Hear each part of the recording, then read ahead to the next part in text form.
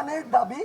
তাই আমাদের যে এক দফা এক দাবি রয়েছে সেটি অতি দ্রুত বাংলাদেশের প্রত্যেকটি জেলা এবং শিক্ষা প্রতিষ্ঠানে ছড়িয়ে পড়বে এবং আমরা রাজপথে ততক্ষণ থাকবো যতক্ষণ আমাদের এই যৌক্তিক দাবিগুলো মেনে না দেওয়া হয়। এ পর্যায়ে আমাদের মাঝে আমাদের এই সংবাদ সম্মেলনে কিছু জায়গা ক্লিয়ার করবেন, আমাদের অবস্থানের জায়গাগুলোর ক্লিয়ারিফিকেশন দিবেন আমাদের এই বৈষম্য বিরোধী ছাত্র আন্দোলনের অন্যতম একজন সমন্বয়ক হাসনাত আব্দুল্লাহ।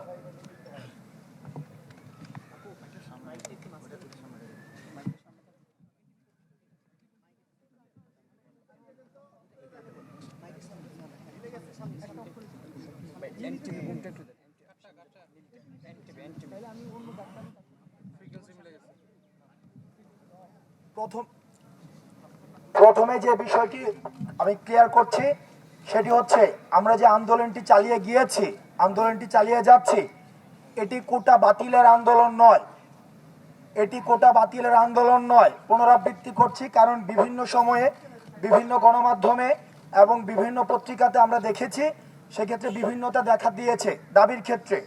আবারও পরিষ্কার করছি, আমাদের আন্দোলনটি কোটা বাতিলের নয়, বরং বাস্তবতার সাথে সমন্বয় রেখে কোটার যৌক্তিক সংস্কার। আমি যদি আমাদের যে দাবিটি ছিল, আমাদের এক দফা দাবি, এই এক দফা দাবিটি আমি একটু আবার পুনরাবৃত্তি করছি। সকল গ্রেডের সরকারি চাকরির সকল গ্রেডে অযৌক্তিক ও বৈষম্যমূলক কোটা বাতিল করে সংবিধানে উল্লিখিত অনগ্রসর গোষ্ঠী ও বিশেষ চাহিদা সম্পন্নদের জন্য কোটাকে ন্যায্যতার ভিত্তিতে ন্যূনতম পর্যায়ে এনে সংসদে আইন পাশ করে কোটা পদ্ধতিকে সংস্কার করতে হবে। এটি ছিল আমাদের দাবি।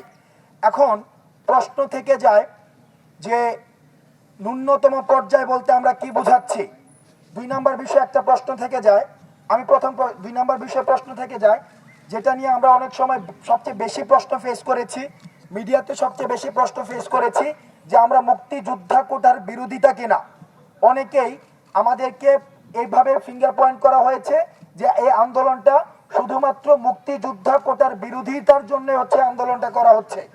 আমরা স্পষ্ট করতে চাই, এই আন্দোলন মুক্তিযুদ্ধ কোটার বিরোধিতা না। মুক্তিযুদ্ধ যারা করেছে তারা আমাদের জাতির শ্রেষ্ঠ সন্তান।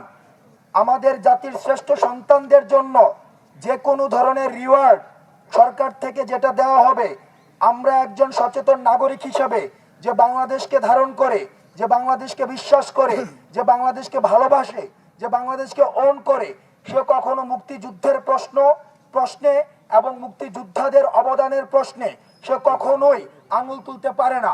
আর যারা আঙুল তোলে তাদেরকে আমরা বাংলাদেশের শত্রু হিসেবে চিহ্নিত করতে চাই। আমরা কখনোই মুক্তিযোদ্ধাদের রিওয়ার্ড নিয়ে আমরা কখনো প্রশ্ন তুলিনি। তাহলে আমরা প্রশ্ন তুলেছি মুক্তিযোদ্ধাদের নাতিপতিদের যে কোটাটা দেওয়া হয়েছে, যে কোটাটাকে যদি আমরা একটু এক্সপান্ড করতে চাই, সেটা পুষ্য কোটা নামে যেটা কোটাটা রয়েছে, আমরা সেই কোটার বিরোধিতা করছি। আমরা মুক্তিযোদ্ধাদের যে প্রাপ্ত বা বর্তমানে যে সুবিধাগুলো রয়েছে, সেই সুবিধাগুলোকে প্রয়োজনে যদি কর্তৃপক্ষ মনে করে থাকে, নীতি নির্ধারক যদি মনে করে থাকে, সেই সুযোগ সুবিধার যেই পরিধি রয়েছে সেটা চাইলে বিস্তৃত করলে আমরা সেটাকে স্বাগত জানাবো, আমরা সাধারণ জনগণ সেটাকে স্বাগত জানাবে। কিন্তু মুক্তিযোদ্ধাদের যে নাতিপুতিদের যে কোটা রয়েছে, আমরা সেই কোটার বিরোধিতা করছি।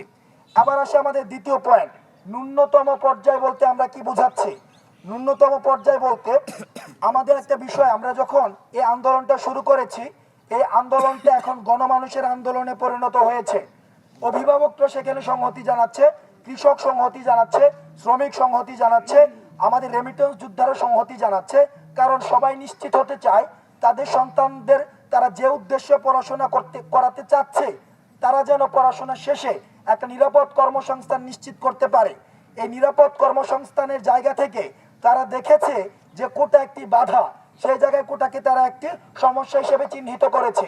দ্বিতীয়ত যে জায়গাটি রয়েছে, বাংলাদেশের যে সচেতন মহল রয়েছে, এই সচেতন মহল মেধাভিত্তিক স্মার্ট বাংলাদেশ এবং বর্তমান 21শ শতাব্দীর বিশ্বমানের বাংলাদেশ গড়ার ক্ষেত্রে মেধাকে একটি সমস্যা হিসেবে চিহ্নিত করেছে। তৃতীয়ত, আমরা দেখেছি গত 2 দিন আগে বুয়েটের শিক্ষক সমিতি একটি বিবৃতি দিয়েছে যে কোটা পদ্ধতিতে যদি বুয়েটে সেখানে হচ্ছে শিক্ষার্থীকে ভর্তি করা হয় তাহলে বুয়েটের স্ট্যান্ডার্ড ফল করার সম্ভাবনা রয়েছে।